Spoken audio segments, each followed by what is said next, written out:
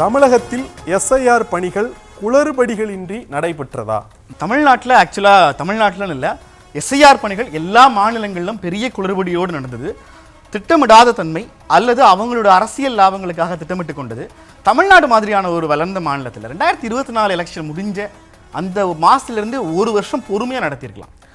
தேர்தல் ஆணையத்தோட இந்த கன்னிங்னஸ் இருக்குல்ல, நான் சொல்கிற தேதியில் நான் சொல்கிற கால இடைவெளிக்குள்ளே நீங்கள் உங்கள் வேலையை முடிச்சிருங்கிற எந்த விதமான முன் பயிற்சியும் கொடுக்காம, இந்த அலுவலர்களை போட்டு பாடாப்படுத்தி பயிற்சியும் கொடுக்காம ரொம்ப அலைய வச்சதன் அடிப்படையில் பார்க்குற போது தேர்தல் ஆணையம் இந்த குளறுபடிகளோடு தான் நடந்துச்சு. ஆனால் தமிழ்நாட்டில் திமுக அதிமுக கட்சிகள் அவங்களோட பூத் ஏஜென்ட்டுகள் வாயிலாக அப்புறம் தமிழ்நாட்டு வாக்காளர்களுக்கு இருக்கிற ஒரு மிக முக்கியமான ஜனநாயக முன்னெடுப்பு. நம்ம சொல்கிற இந்த 70 லட்சம் 80 லட்சங்கிறது பார்க்குறதுக்கு பெரிய நம்பராக இருக்கலாம். எப்படி பார்த்தாலும் ஒரு 20 to 25 லட்சம் பேர் இறந்தவங்க அல்லது கண்டறிய முடியாதவர்கள், அணுக முடியாதவர்கள்ங்கிற கேட்டகரிகள் வந்துடுவாங்க. மீதி இருக்கிற இப்போ நம்ம புதுசாக பெயர் பட்டியலில் நீக்கப்பட்டவர்களுக்கு திரும்ப நம்ம ஒரு முறை அப்ளை பண்ண போகிறோம்.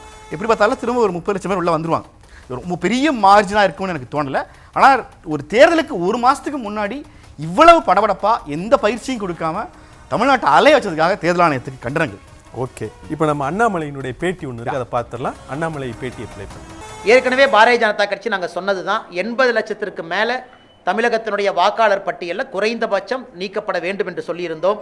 இன்னைக்கு தேர்தல் கமிஷன் கொடுத்துருக்கிற டாக்குமெண்ட் படி 77 லட்சம் நீக்கியிருக்கிறாங்க. அதாவது இன்னைக்கு இந்த டிராஃப்ட் லிஸ்ட்டுக்கு முன்னாடி டெய்லி கொடுக்குற ப்ரெஸ் நோட் அப்டேட் அடிப்படையில் 77 லட்சம் வாக்காளர்கள், 6,41 லட்சம் வாக்காளர்கள் எஸ்ஐஆருக்கு முன்னாடி, இன்னைக்கு வரைக்கும் 77 லட்சம் வாக்காளர்கள் death, shifted, absent, not found, இறந்து போயிட்டாங்க, மாறிட்டாங்க, பெர்மனன்ட்லி ஷிஃப்டட் மாறிட்டாங்க, காணாமல் போயிட்டாங்க, கண்டுபிடிக்க முடியல, இதர காரணங்கள். 77 லட்சம். அப்போ நீங்கள் பார்த்தீங்கன்னா தமிழகத்தில் கிட்டத்தட்ட இது 12%.